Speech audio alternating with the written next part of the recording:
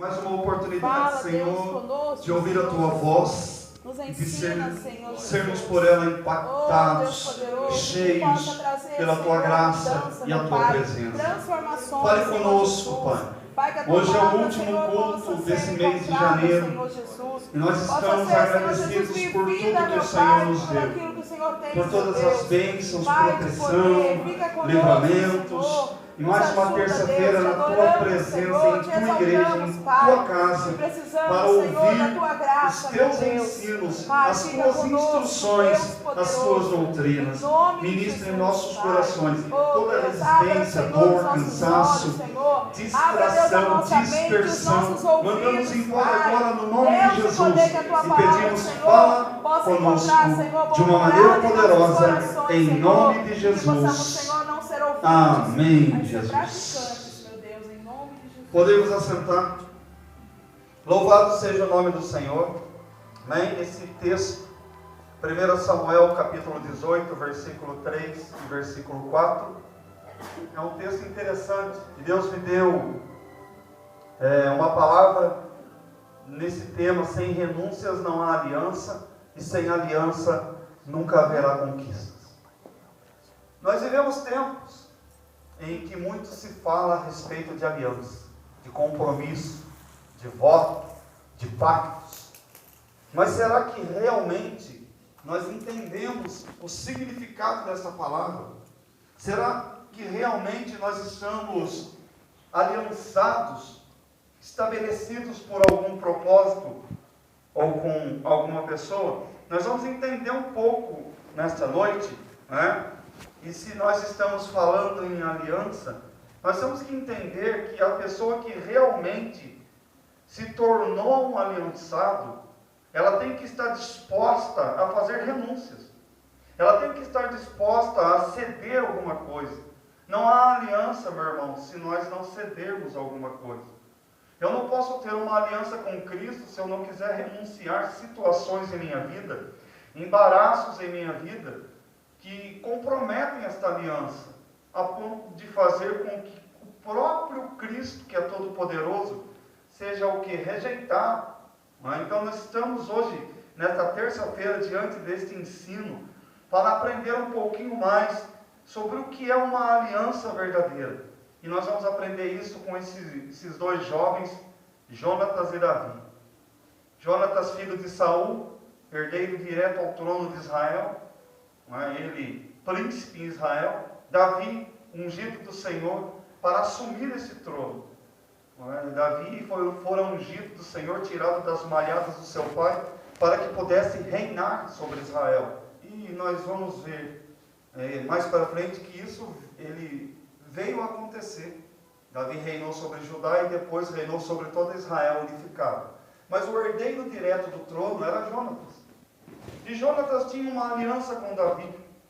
Jonatas, ele chegou a um ponto de aliançado que ele se deixou de lado. E ele viu que Davi, ele tinha o que ele não tinha, o chamado ao reino, o chamado para ser um rei sobre Israel.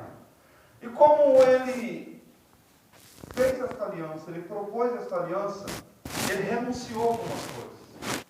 E nós vamos entender um pouquinho nesta noite, através de Jonatas, para que possamos também realmente ter uma aliança com Jesus, através da nossa igreja, através da nossa irmandade, que nós possamos realmente ser aliançados, e de verdade, não apenas aliançados no falar, no achar que é, não, mas ser aliançados com o total comprometimento que a palavra exige.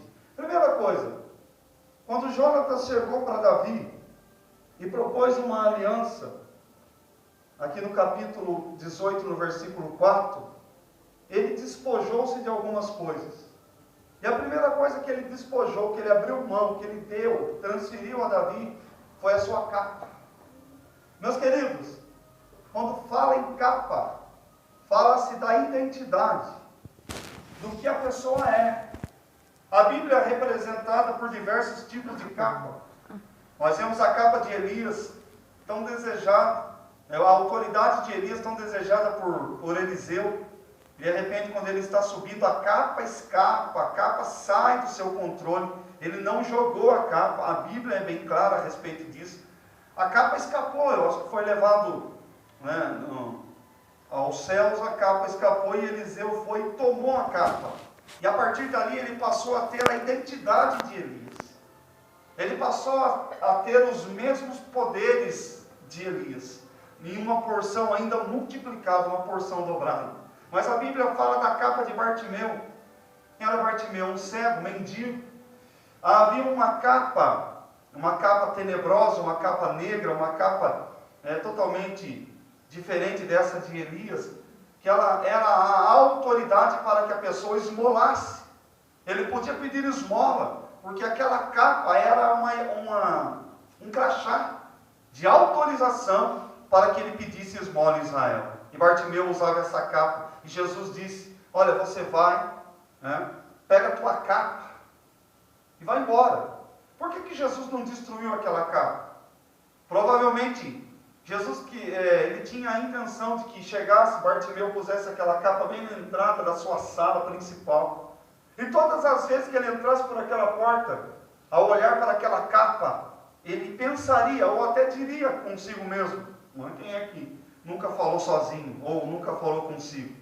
E ele diria, poxa, eu era um mendigo, eu era um inválido, inútil, ali está a capa que me representava, mas hoje eu não sou mais isso, porque Cristo me tirou esta capa, me tirou essa identidade e mudou a minha sorte. Então está falando de identidade, e Jonatas dispõe da sua identidade para demonstrar a Davi que ele queria realmente um pacto com ele, uma aliança, um comprometimento. Interessante, eu estava lendo, hoje eu terminei 1 Samuel, e já comecei 2 Samuel na leitura da Bíblia, e eu estava vendo uma passagem que Jonatas chega em Davi e disse assim, Davi, você vai reinar e eu serei o segundo contigo. Ele não era o herdeiro direto, ele não era o príncipe, ele estava na linhagem sucessória de Israel. Agora ele chega em Davi e diz, eu serei o vice, você será o rei. Ele abriu mão da sua identidade. Ele estava dizendo, não importa quem eu sou, não importa o que eu tenho, o importante é que eu preciso estar diante de... Com Cristo é a mesma coisa, meu irmão. Nós temos que chegar a Cristo e nos libertar de um senso de posse, um senso de autonomia, e dizer, Senhor, não importa quem eu sou, não importa o que eu tenho, o que eu faço, ou o que eu fiz, quem eu fui. O importante é que eu quero estar diante de Ti. Eu quero, Pai, ser alcançado por Ti e realmente ter uma aliança de comprometimento para dizer que eu sou cristão e Cristo vive em mim. Amém. Ele estava agora dando a Davi o direito a assumir o trono que era dele. Ele era o sucessor direto, meu irmão. Ele era aquele que ocuparia o lugar de Saul. Porém, sabendo que Davi foi escolhido pelo Senhor para reinar em Israel, ele abre mão desse direito. Ele deixa esse direito para lá. Quantas vezes nós não queremos abrir mão de certas coisas na nossa vida? Nós não queremos abrir mão até mesmo de coisas que éramos, que tínhamos. E muitos vivem de passado. Parece que estão realmente nas fileiras de um museu e se alegram com o passado. E outros se orgulham até de quem eram. Eu era um bandidão, metia bala em todo mundo. E o cidadão fala isso com orgulho. Ele não quer renunciar, porque eu não sei o que ele acha quando ele se orgulha a respeito disso. Não sei se é para intimidar as pessoas ou para dizer uma indireta, dizendo, não mexe comigo não, que eu já fui bandidão. Então não renunciou à sua vida. Eu venho para Cristo, eu proponho uma aliança, mas eu não deixo a bebida, eu não deixo o cigarro, eu não quero consertar a minha vida conjugal. Não, mas está bom como está. Não, do jeito que está ótimo. Mexer em time que está ganhando, não, em time que está ganhando não se mexe. Eu quero um compromisso com Cristo, mas eu não quero passar pelas águas do batismo. E tudo no mundo espiritual, na vida cristã, o início dela é o batismo. É o novo nascimento. renunciar certas coisas. Quantas vezes nós não renunciamos nem o convívio familiar? Nós não renunciamos à presença de amigos. Quando deixamos tudo lá em Jacareí e saímos a fazer a obra, é lógico, eu vou dizer que nós perdemos muita coisa. Sim, perdemos. Convívio, companheirismo, família, muita coisa nós perdemos. Mas nós ganhamos tanta coisa. Deus nos abençoou com saúde, com proteção. Deus nos deu bens que não tínhamos. Deus nos abençoou de uma maneira poderosa. Comemos bem, viajamos, frequentamos convenções em hotéis grandiosos. Tive o privilégio de estar em Israel, em Roma, e outras coisas mais que Deus nos fez. Nunca nos faltou a roupa, nunca nos faltou comida, nunca nos faltou saúde. E mesmo nos momentos de doença, mesmo nos momentos em que o corpo foi afligido por alguma enfermidade, nunca nos faltou a presença daquele que tem poder para curar e restaurar o físico como a alma humana. Mas é preciso abrir mão. Se eu proponho uma aliança, eu tenho que abrir mão. A Bíblia diz que eis que se alguém está em Cristo, nova criatura é. As coisas velhas se passaram. Velha do que? Da mente. As lembranças antigas. Tem gente que é assim, marido, principalmente casamento. Eu já contei aqui do meu amigo Neves lá de Jacareí, mas tem gente que é assim, acontece um probleminha, aí eu te perdoo, mas na primeira oportunidade está jogando na cara. Mas você lembra daquele dia? Você lembra do que você fez? Então não perdoou. Então realmente não tem o quê? Uma aliança, e aliança exige confiança. Jesus não está interessado em saber quem eu fui. Jesus não está interessado em saber o que eu faço agora. Ele não quer saber se eu sou pastor, ele não quer saber se eu sou líder. Ele está interessado sim que esta aliança, que através da minha vida ele possa alcançar pessoas. Amém. Que através desta aliança ele possa beneficiar o caído, o perdido, o destruído, e dar a ele também a oportunidade de entrar nesta aliança e de ser transformado por ele. Amém. Então nós temos que abrir mão da nossa identidade. Paulo disse assim: não sou mais eu que vivo. Aquele Saulo, matador de cristão, que se orgulhava, conhecedor. Saulo tinha cidadania romana. Cidadania romana, quem não nascia com ela, fazia de tudo para comprar. Paulo tinha, era direito dele. Agora ele entra e começa a pregar o evangelho aos gentios, onde dificilmente um judeu teria êxito. E nós vemos toda a história de Paulo. E quando chega no final, ele diz isso, que Cristo vive nele, e quando chega no final da vida dele, próximo a ser decapitado. Eu estive lá na igreja em Roma, onde Paulo foi decapitado, e ele chega próximo a isso, e ele diz assim: combati o bom combate, encerrei a carreira, guardei a fé. Paulo não fez um discurso dizendo: deixei tudo, deixei o sucesso, deixei os benefícios de Roma, abandonei meu mestre Gamaliel, abri mão de tudo, aleluia, para seguir a Cristo. Ele se omitiu, ele pôs apenas aquilo que, a sua função, combati, encerrei e guardei. Agora, o bom depósito, ele falava sobre o bom depósito antes, ele fala que nós temos que ter um bom depósito diante de Cristo. Mas ele se esvaziou, ele não quis mais ser conhecido como perseguidor da igreja, ele chegou até a ser perseguido em algum momento do seu ministério. Mas ele abriu mão, ele não desistiu, ele não voltou atrás. Voltar atrás é muito fácil. Realmente, se eu tenho uma aliança, eu não desisto dos propósitos. Não é dificuldade, não é luta, não é chuva, não é calor, não é nada. Ele mesmo disse em Romanos: quem nos separará do amor de Deus? Do amor de Cristo? Quem nos separará deste amor? Morte, fome, nudez, altura, profundidade, anjos, demônios, doença, saúde.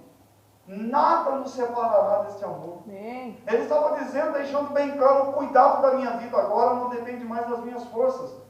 Eu projeto, mas é Ele quem realiza, é Ele quem executa. Paulo deixou de viver e passou a permitir que Cristo vivesse através da vida dele. Jonatas não permitiu que a inveja entrasse no seu coração. Para ele, Davi não era inimigo, mas aliado. Olha, eu estou orgulhoso de ser segundo contigo. E isso nem aconteceu, né? Ele veio a falecer numa batalha que morreu ele, seus irmãos e o seu pai. Mas eu estou feliz em ser seu vice. Eu não tenho soberbo, orgulho, sou arrogante. Esse microfone não me pertence. Nada disso me pertence. Eu estou aqui porque Deus me colocou neste lugar. Se amanhã Ele quiser trazer alguém melhor ou igual para somar, amém, meu irmão. Isso é dele. A obra é dele. Nós não temos que usurpar aquilo que não nos pertence. E Jonatas disse: olha, o meu pai foi posto no trono por Deus. Deus te escolheu. Eu não vou ser o opressor, eu vou ser seu aliado. Você é meu amigo. E eu abro mão do trono para ser um contigo no reino. Amém? Então ele abriu mão da sua capa. Segunda coisa que ele abriu mão da sua armadura. Ele renunciou a qualquer forma de defesa, de revide. Ele não quis um revide. Quando ele ficou sabendo que Davi era escolhido do Senhor, ele não teve uma vontade: não, vou armar uma cilada e vou matar, vou destruir Davi, eu quero ver se ele vai tomar o meu lugar. Ele não teve ciúmes, ele não teve revide. Tem pessoas que têm ciúmes até de amizade. O cidadão, mas peraí, já está me traindo? O cidadão sai, vai na casa de outra pessoa: mas por que não me chamou? Por que não me convidou? Estão me deixando de lado. Então, tem pessoas que têm ciúmes do carro que tem ciúmes da roupa que veste. Não presta para mim essa roupa, Deus me livre, não vou emprestar coisa nenhuma, e briga por causa do que tem. Então, nós vemos aqui que Jonatas abriu mão daquilo que tinha por defesa. Ele baixou o guarda. A armadura era a defesa do soldado. Se eu não me engano, não estudei, não está aqui estudado sobre isso, ela defendia o peito, o abdômen e as costas, se eu não me engano. Mas alguma parte disso. Mas o peito e o abdômen, não sei, que eram lugares letais. Uma espadada, uma flechada no coração era letal, como também na região intestinal. Tomar uma facada na região intestinal, ela pode ser mais perigosa do que em outros lugares, porque perfura o intestino, o excremento, aquilo que está dentro, mistura-se ao sangue, contamina o sangue e a pessoa morre por infecção generalizada. Então nós vemos aqui, agora ele abrindo mão, baixando a guarda, aceitou aquilo que estava por acontecer. Ou seja, muitas vezes eu não baixo a guarda, eu não aceito a disciplina, eu não aceito o ensino, o confronto, eu não quero ser confrontado, eu não quero ser tratado. Eu quero estar por cima. Eu não posso perder meu posto, eu não posso perder minha posição. Que vão falar de mim?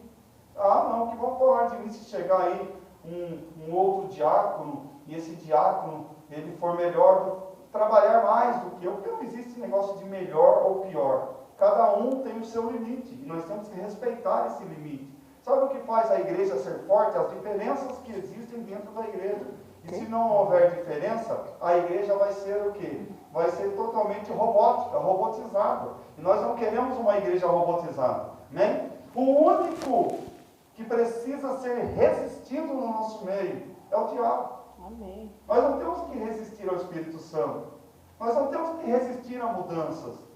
Se nós somos aliançados com Cristo, nós temos que permitir que Ele nos mude.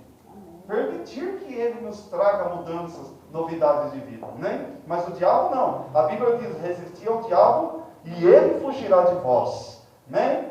Nós precisamos parar de se defender, de se justificar. Nós precisamos parar de querer achar que nós estamos certos em tudo. Nós temos que entender que nós erramos. E vamos errar. Todos nós erramos em algum momento. O que é difícil é reconhecer esse erro. Porque quem não reconhece o erro não prossegue a jornada. Ele para. Ele fica estagnado, né? Porque ele quer o quê? Se justificar. Ô irmão, você queimou aquela lâmpada? Eu? Não. Você sabe o que aconteceu? Eu me lembro de Saul. Samuel falou, olha, vai lá, destrói tudo, mata tudo. De repente Samuel vem a Saul e escuta mugido, balido. Ué, que mugidos são esses? Que balidos são esses? Essas ovelhas, esses bois.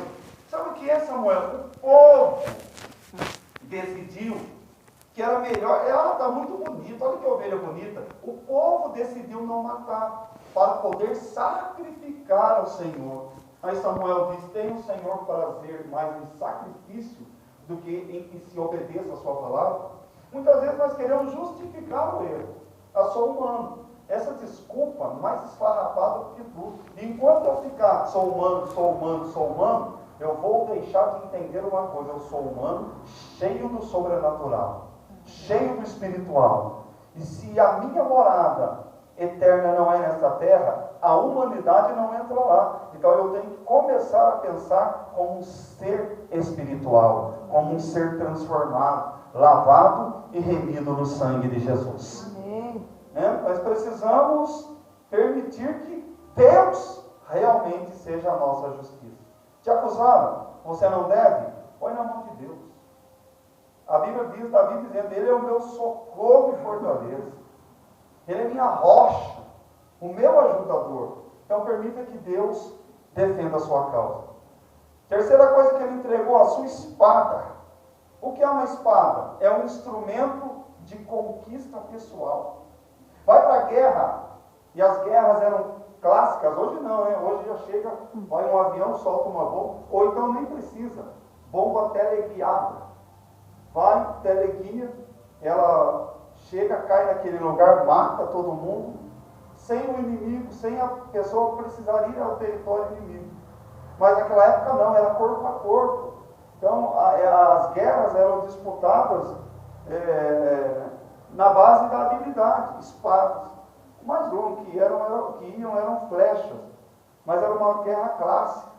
E a pessoa tinha que ter uma boa espada, uma espada equilibrada, uma espada afiada. Uma vez, não sei quem na Bíblia, fez uma espada de 2 gumes e presenteou alguém. Né? Então a espada era um instrumento de defesa indispensável, que as guerras eram no corpo a corpo. E o que Jonatas faz? Jonatas abre mão da sua espada. Jonatas abre mão do seu instrumento de defesa, do seu instrumento de conquista pessoal. A espada fala dos nossos sonhos, dos nossos objetivos pessoais, dos nossos projetos. Ele estava dizendo a Davi a seguinte coisa: hoje eu deixo de buscar as minhas conquistas para sonharmos juntos as nossas conquistas. É assim que nós temos que chegar no Senhor e dizer: Senhor, hoje eu abro mão dos meus sonhos para sonhar os teus sonhos em minha vida. Eu renuncio os meus sonhos. Eu abro mão, Pai amado, dos meus objetivos pessoais. Se é para te servir, então eu vou mergulhar de cabeça. Se é para servir e te seguir, que seja 100%. Que seja uma entrega total, não uma entrega meia boca. Então ele estava abrindo mão da batalha, ele estava abrindo mão das suas lutas pessoais. Estava dizendo: Davi, agora eu vou lutar as suas batalhas, eu vou participar das suas lutas, eu vou te defender, eu vou buscar contigo as conquistas, nós vamos juntos, Davi, você não mais estará sozinho. E muitas vezes nós estamos querendo que Deus nos abençoe, mas nós não estamos querendo defender a causa. Que causa é essa? A causa do Evangelho. E qual é a causa do Evangelho? Eu vou resumir em um versículo. Jesus dizendo: o Filho do Homem só tem uma missão. Ele veio para buscar e salvar o que se havia perdido. Jesus não nos prometeu riquezas. Jesus não nos prometeu mesa farta. Não nos prometeu que não teríamos aflições. No mundo tereis aflições, mas tem bom ânimo, fique em paz, descansamento. Eu estou convosco, ele disse mais para frente. Então Jesus não nos prometeu riqueza alguma. Pela misericórdia dele, ele nos abençoa. Mas quando ele nos abençoa, nós deixamos de cumprir o ID, que é anunciar o Evangelho a quem precisa. O objetivo de Jesus são almas e não bens. O objetivo de Cristo é a igreja, templo do Espírito Santo, não paredes que nos protegem para que possamos cultuá-lo. Se não existir parede, Mas eu tenho lá em Jacareí um amigo chamado pastor Geraldo Vitor. Pastor Geraldo, ele começou a igreja no bairro pregando em cima de um barranco. Hoje ele tem uma igreja muito grande lá no bairro Santo Antônio da Boa Vista. Mas ele pregava em barranco. Não tinha dinheiro para pagar salão, vamos pregar o evangelho aqui. Os nossos pais, os nossos missionários, sabe como eles começavam a pregar? Em cima de caminhões, em tendas erguidas em terrenos cedidos pela prefeitura, lugar sem conforto. Imagine dentro de uma tenda no calor, ou então em praça pública.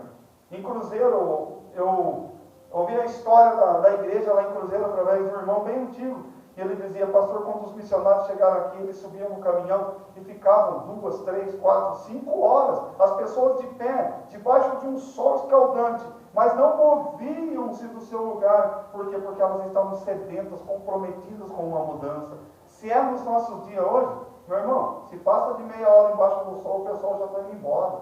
Mas o comprometimento fez com que a igreja quadrangular fosse a estrutura que ela é hoje. Nós precisamos nos entregar a esse comprometimento, amém?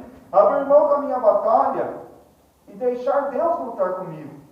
Presta atenção, você pode lutar suas lutas sozinho, você vai mais rápido. Mas acompanhado, juntos, nós iremos mais longe. Sozinhos vamos mais rápido, juntos iremos mais longe, amém? Então guarde isso e nunca se esqueça. Quarta coisa que ele entregou o seu arco. Ele preferiu curar pessoas ao invés de atacá-las. O ataque não é força, mas fraqueza. O ataque é uma arma dos fracos.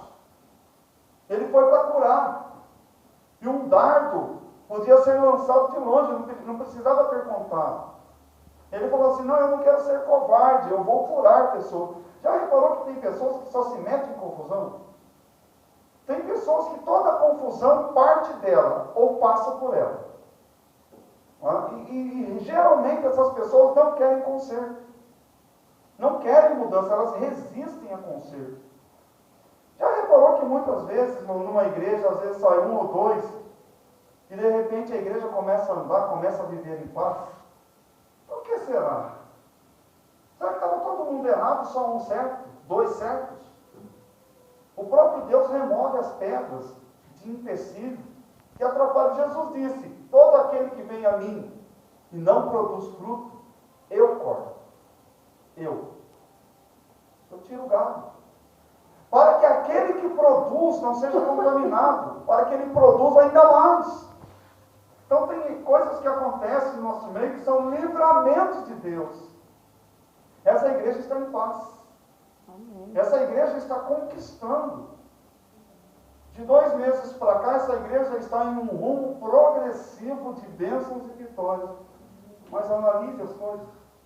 Não precisa falar nada, analise as coisas que aconteceram neste lugar. E analise a experiência que tivemos. Uns cresceram e outros caíram. Os que aprenderam com as provas e lutas vão crescer. Porque se permitiram curar, se permitiram transformar. Irmãos, eu não estou como pastor preocupado no tamanho da queda da pessoa. Eu estou como pastor preocupado se a pessoa que caiu, ela tem humildade suficiente para pedir ajuda e ser ajudado e querer essa ajuda. Nós estamos aqui para curar pessoas, mas é difícil curar quem não quer ser curado. É difícil ajudar quem não quer ajuda. É dar murro em ponta de faca. É como eu quisesse atravessar essa parede. Não é um dia eu passo, fica dando cabeçada, vai dar cabeçada. Um dia passa dessa para melhor, porque vai morrer de traumatismo craniano. Insistir em um erro é como se insistisse em dar cabeçada nessa parede. Inteligente é aquele que analisa o erro e fala: puxa, eu estou errando, estou perdendo tudo. Então eu vou mudar minha mentalidade. E se transforma. Quem age assim é nobre diante do Senhor. E sendo nobre diante do Senhor, ele se levanta em sua defesa. Então nós temos que continuar na nossa vida. Estão falando de mim, deixa que fale. Estão me humilhando, deixa que humilhe. Você é um agente de cura. Não é um agente para destruição. E outra, meu irmão, se você e eu estamos inocentes diante de um caso, A Bíblia diz que o nosso Deus faz justiça aos seus. Se está inocente, não peça para Deus matar, não. Clame pela justiça. Se está inocente, clame pela justiça do Senhor. Se não está, clame pela misericórdia. Deixa Deus advogar as suas causas. Ele sabe o que fazer. E Ele vai fazer o melhor. Amém? E a última coisa, ele abriu mão do seu cinto. Eu tenho algumas calças que elas estão 3 dedos. Elas estão largas, agora 3 dedos. Tem uma outra que está larga 4 dedos. Tem um terno que ele está lá em casa, que cabe 1,5. Sobrou pano naquele terno. Eu lembro quando eu estava bem gordo, para fechar era difícil. Ele está bem, eu me sinto um Davi usando o terno de Golias ou de Saul. Então ele está o quê? Largo. Agora já imagina eu vestir uma calça dela 4 dedos, que ficava apertado, hoje está 4 dedos largo. E vir no culto e tirar o cinto. O que vai acontecer? A calça vai cair. Jonatas entregou o cinto. Eu não sou muito expert em vestes, eu não estudo muito isso, mas eu creio que o cinto, naquela época, era de suma importância, porque não se usava roupas hoje como usamos. Eram túnicas.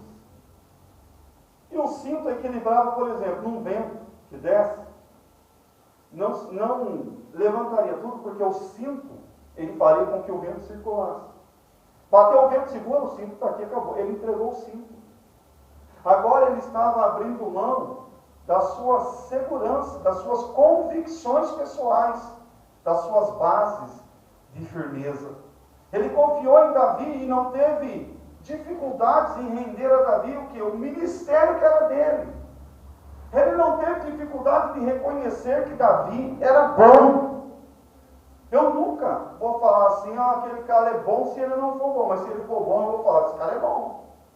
A história que nós vemos aqui na cidade de Itapeva, da igreja sede, que ninguém acreditava numa reconstrução, nem todo mundo prometia e não cumpria. De repente o nosso superintendente veio, fez, até alguns amigos nossos, irmãos que estão na igreja, diziam, pastor, eu fui um que dizia, é mais um que só promete. E pela história, deixaram a marca construindo uma igreja linda no lugar que ninguém acreditava, mudando a história da cidade, da igreja na cidade.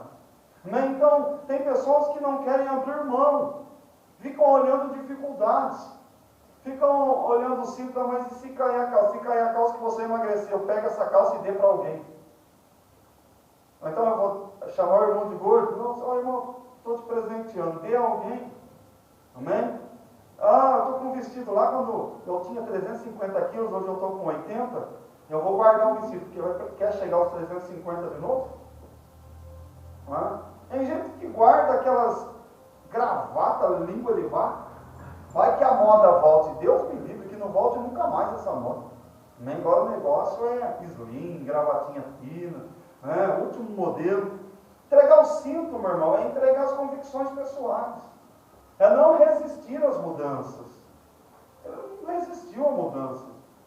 Ele aceitou, amém. Davi é melhor do que eu. Davi é ungido do Senhor. Foi Deus que escolheu Davi. E se Deus escolheu Davi, é inútil a minha resistência. Se Deus te escolheu, é inútil quem resiste a você. Se Deus te chamou, Ele vai realizar. Ele vai concluir. Pastor, mas e se Deus não me chamou? Ele vai te capacitar de acordo com sua disponibilidade e entregar a Ele os seus objetivos pessoais e permitir que Ele escreva uma nova história através da sua vida. Amém? Então nós vimos aqui que uma aliança é algo inquebrável. Jonatas morreu, o tempo passou e mesmo assim Davi cumpriu o que ele prometeu.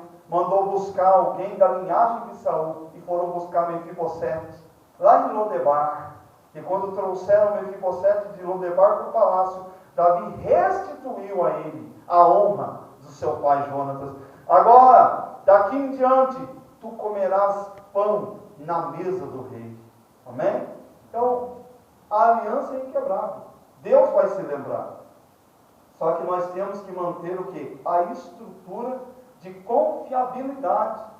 Nós temos que mostrar ao Senhor que realmente nós estamos em comprometimento com Ele. Somos comprometidos com o Deus que escreveu uma história para cada um de nós. Amém? Então guarde esse estudo desta noite, guarde esta mensagem. Não quis eu cansá-los um dia chuvoso, um dia bem cansativo. Uma terça-feira como essa é bom ficar no sofá, tomando uma canja, com